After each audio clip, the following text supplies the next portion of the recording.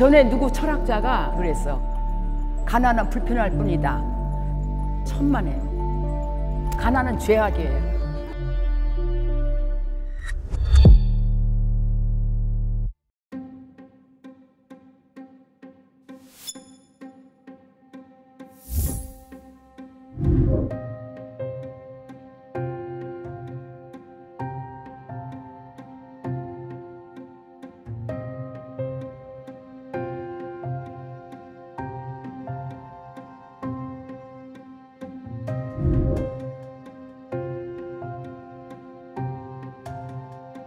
극단적으로 얘기하면 우리가 코마 상태로 해서 뭐 10년, 20년을 산다고 했을 때 그건 살아있는 건 아니라고 난 생각을 하거든. 마찬가지로 골골골 하면서 거동도 힘들고 그렇게 해서 100세까지 살아봤자 뭐 하겠습니까? 오히려 그냥 건강하게 진짜 짧고 굵게. 노년을 다룬 책에서 이런 단어가 있더라고요. 노년은 질병과의 싸움이다. 그러니까 노년도 아프면서 살아나가는 어떤 과정이라고 생각하거든요. 질병을 안고도 오래도록 사는 것 자체가 인생의 묘미 아닐까라는 생각을 평소에 하고 있어요. 만약에 가벼운 고혈압이나 뭐 당뇨 같은 거면은 뭐 그거를 극복해가면서 사는 것도 맞는 것 같아요. 그런데 만약에 거동이 좀 불편하다거나 그리고 만약에 그 정신적으로 인지 능력이 부족하다면 그거는 오래 사는 게 바람직하지 않은 것 같아요. 주변 사람들한테도 부담이 되고 경제적으로도 뭐 국가적인 부담이 될 수도 있고 또 가족들한테 부담이 될 수 있기 때문에 한 번뿐인 인생입니다. 오랫동안 가족과 한 번뿐인 인생 소풍하면서 오래 즐기고 싶은데 재작년에 우리 막내가 그 건강하던 아이가 갑자기 갔어요. 아파서라도 몇 년 형제 얼굴을 보고 사랑이라도 조금 나누고 대화라도 나누고 그렇게 해서 갔더라면 이렇게 슬프진 않았을 텐데 그래도 저는 관리하면서 오래오래 살고 싶습니다. 그게 훨씬 나은 인생이라고 생각이 돼요. 근데 그 관리해서 오래 살 수 있는데 노력으로 할 수는 있지만 그게 어느 정도 한계가 있단 말이죠. 특히 이제 치매 같은 경우에는 나의 삶의 질도 개판이지만 내 주변에 있는 사람들의 삶의 질까지 다 같이 떨어뜨리는 거기 때문에 참고로 저는 그 병원에 가면 생면 연장 안 하겠다라고 자기가 가서 쓰는 게 있어요. 내가 생면 연장 안 받을 권리가 생긴다. 저는 그거 이미 했어요. 근데 아까 치매 말씀하셨잖아요. 만약에 부모님이라 그러면은 가서 자주 얼굴이라도 좀 뵙고 그러면서 살다가 가셨으면 좋겠다는 생각을 해요. 그러니까 이게 건강하게 짧게 살 거냐 질병을 앓고 오래 살 거냐는 남한테 권할 사항이 아니라 내가 선택할 상황인 것 같아요. 생로병사라는 게 있잖아요. 단어가 생로병사. 예, 병을 앓는 것도 인생 같아요. 저는. 예. 이건 진짜 내가 고민해 봤던 부분인데 내가 정신은 멀쩡한데 몸을 못 가놔서 대소변도 누가 받아줘야 돼. 나를 씻겨주고. 그런 거 상상해 봤을 때 그 수치감이라고 그럴까? 그런 거를 나는 견디지는 못할 것 같아요. 그래서 나 그때까지는 살면 안 되겠다라는 생각도 하죠. 그래서 우리나라는 사실 안락사도 사실은 난 필요하다고 생각하는 사람 중에 한 사람입니다. 내가 거동은 좀 안 되는데 정신 멀쩡해. 더 지나면 힘들 것 같아. 지금 같아서는 난 안락사를 선택할 수도 있다라는 생각은 합니다. 그렇죠. 우리가 지금 건강하니까 그냥 이 생각 저 생각하고 이 말 저 말 해보는 건데 주위에 보면은 하루아침에 갑자기 몸을 못 쓰는 경우가 있더라고요. 처음에는 죽겠대요. 아니 죽어버리고 말겠대. 그러더니 이제 요양병원 가서 모셔가지고 재활훈련하고 그러는 거 보니까 열심히 하세요. 많이 나아지니까 아우 나 요 정도 나았다고 그러면서 얼른 얼굴 보고 싶다고 그런 말씀을 하시는 거 보니까 다 닥쳐봐야 알고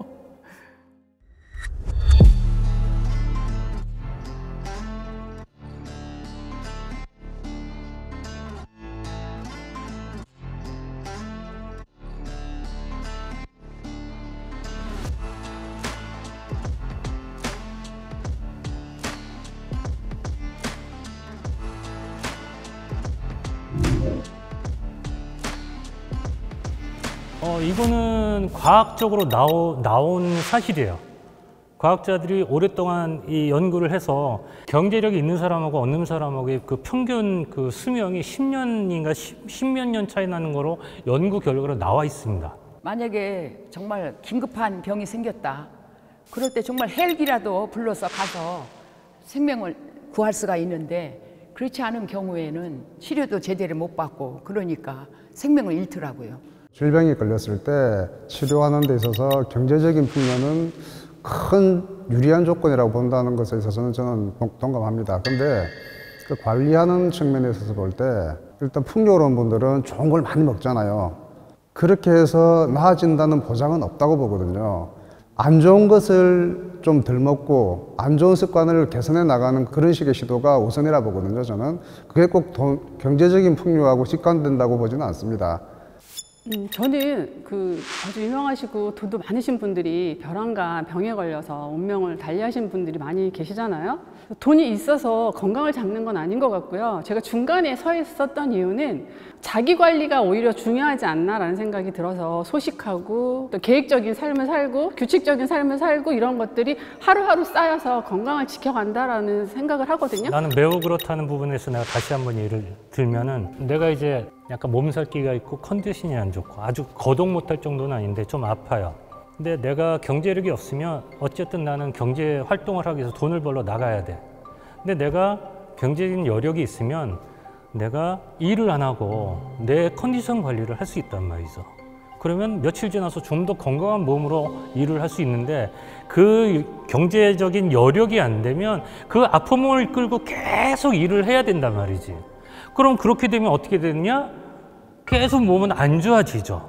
또 주위에서 보면은 지금 노년이 돼갖고 많이 아프잖아요. 몸이 막 많이 아프고 막 이런 관절 문제 이런 거 걸음을 잘못 걷고 하는 사람들 보면 젊어서 너무 과도한 운동을 하고 과도한 노동을 했기 때문에 그런 영향이 많더라고요. 그래서 옛말에 우리말에 그런 말이 있어요.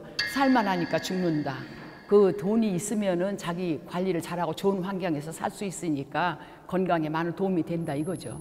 저는 돈이 있고 없고가 중요하다기보다 그 개인의 그 자기 자신에 대해서 건강을 좀 책임지려는 그 노력 같은 것이 좀 있어야 됐다라고 생각해서 그 본인이 그거를 관리할 수 있으려면 내가 관리를 하고 싶어도 내가 돈을 벌어야 우리 애들도 밥을 먹고 살아. 그런 경제력이 담보가 되지 않은 상태에서 내 몸 관리를 할 수가 없단 말이죠. 저는 일을 하는 게 오히려 건강해질 거라고 생각하거든요. 그러니까 일이라는 게 사람마다 다 달라요. 건설 현장에서 일하는 사람도 있고 사무직으로 맨날 앉아가지고 그냥 먹으면서 이렇게 살쪄가면서 일하는 사람도 있고 내가 생각하기엔 결국은 기본적으로는 경제력이 어느 정도 되어 있어야 자기 그 몸 관리도 할 수가 있는 그런 여건이 되겠다라는 얘기죠. 내가 10억씩 줄 테니까 이쪽으로 와요. 아니, 저는 속된 말로 저희 나라도 사회복지가 잘 돼 있는 편이라 그렇게 찢어지게 가난한데 건강까지 막 내팽개칠 정도로 그 내버려지는 그 구석이 없다고 저는 믿는 것 같아요. 불과 2, 3년 전만 해도 딸하고 엄마하고 기초수급 받아서 생활하다가 그거 가지고 생활하기 너무 힘드니까 자살하는 그런 사람들이 간혹가다 나옵니다. 그러니까 그거는 그 사람들이 경제적인 여력이 있었으면 그렇게는 안 갔다는 얘기지. 전에 누구 철학자가 그 사람이 그랬어. 가난은 불편할 뿐이다. 그랬는데 천만에 살아보니까 가난은 죄악이에요. 죄악이에요. 죄악이야.